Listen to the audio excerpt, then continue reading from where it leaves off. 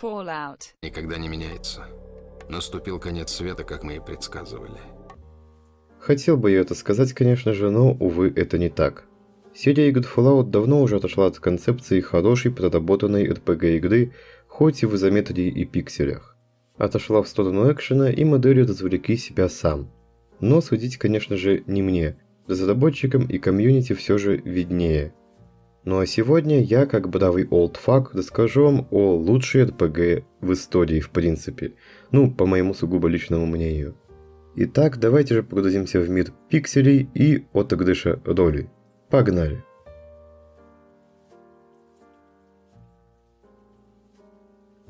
Что же такого есть во втором Fallout, чтобы заставить забыть о том, что играем мы тут в пиксельное месиво?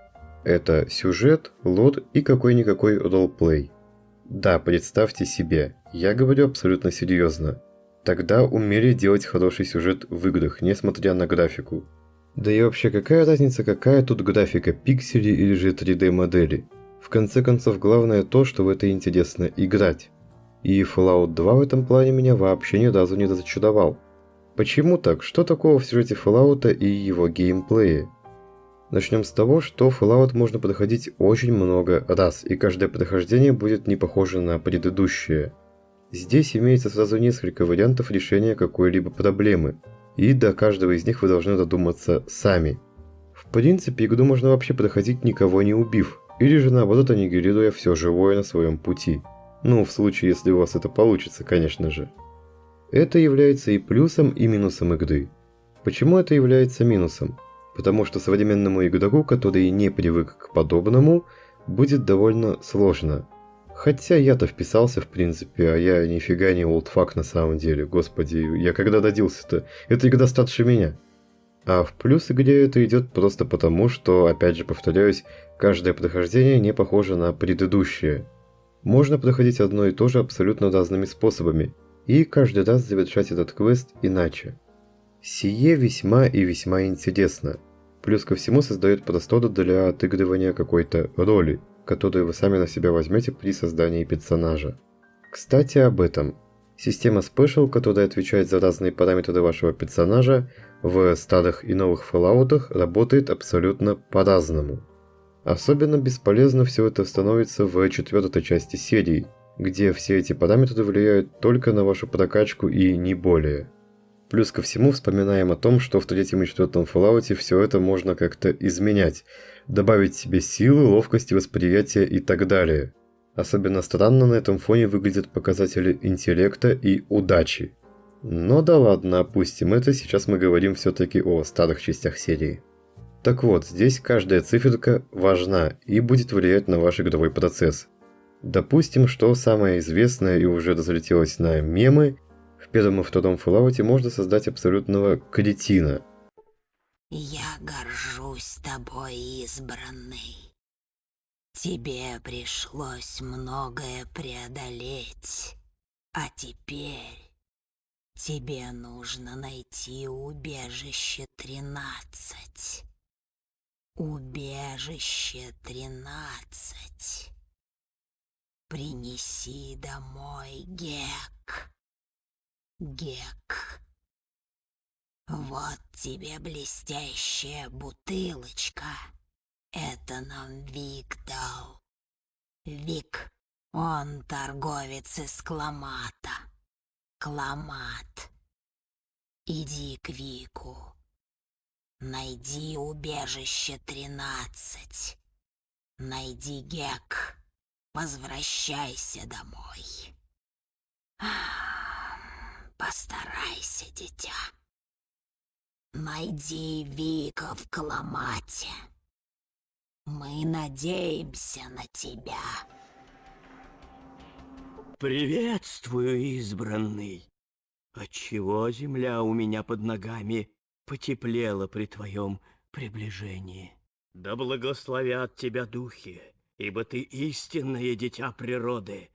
Скажи, можешь ли ты продемонстрировать свои способности и избавить мой сад от чернодушника? Пусть твоя аура украсит мой день.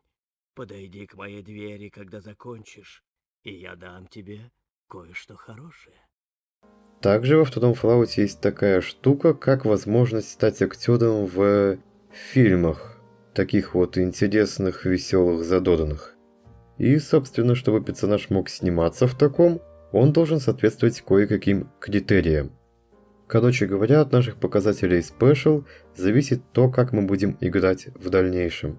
И то, как мы будем решать наши проблемы и с помощью чего. Повторюсь, игру можно пройти в принципе никого не убив своими руками. Что ж, теперь хочу затронуть тему спутников. И здесь Fallout 2 в очередной раз уделывает современные игры. Напарники здесь это не просто безликие неписи. У каждого из них есть своя история и даже квестовая цепочка. Также они по-разному реагируют на то, что вы делаете и как вы это делаете. Кстати, некоторые персонажи здесь даже конфликтуют друг с другом, и их комментарии по поводу друг друга выглядят весьма забавно. Также в этой игре вы можете сами выбрать, как будет сражаться ваш компаньон. Ну, если, собственно, он умеет так сражаться. Просто здесь по умолчанию есть отчаянные парни, которые такие ни шагу назад, и полные трусы, которые ни шагу вперед. Но в любом случае, где за это плюс. Напарники здесь проработаны и интересны. И они не бесполезны, они реально приносят пользу в бою. Теперь же давайте поговорим о мире и о том, как он будет меняться в зависимости от наших действий. Здесь ваши действия на самом деле влияют на мир. Судьба конкретных персонажей и даже целых поселений ложится на ваши плечи. И даже ваша пассивность тоже может повлиять на концовку. Так что хочешь не хочешь, а влияние на мир игры ты оказываешь. Кстати, некоторые моменты и квесты можно просто провафлить. Поэтому изучение мира игры весьма полезное занятие. К тому же, уж поверьте, это интересно, даже несмотря на пиксели. Подводя итог всем моим восторгам, высказанным ранее, я скажу, что Fallout 2 это одна из самых лучших игр, в которые я когда-либо играл.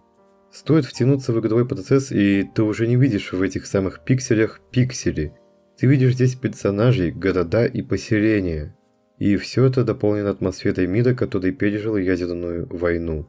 Что уже само по себе создает нехилый пласт лора. Короче говоря, если вы все еще раздумываете о том, стоит ли погружаться в мир второго Fallout, то смело погружайтесь.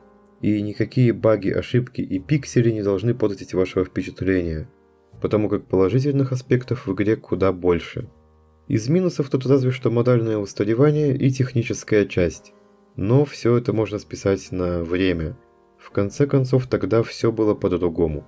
И трава зеленее, и лор лучше, и игры интереснее. Чувствую себя старым дедом в 18 лет. Что ж, на этом у меня все. Прощаюсь с вами до следующего видео, которое выйдет, как только у меня появится мотивация и время. Кстати, первое вы можете мне обеспечить уже сейчас, просто поставив лайк под данное видео и подписавшись на канал. Что ж, всем удачи, пока! Избранный, ты меня слышишь?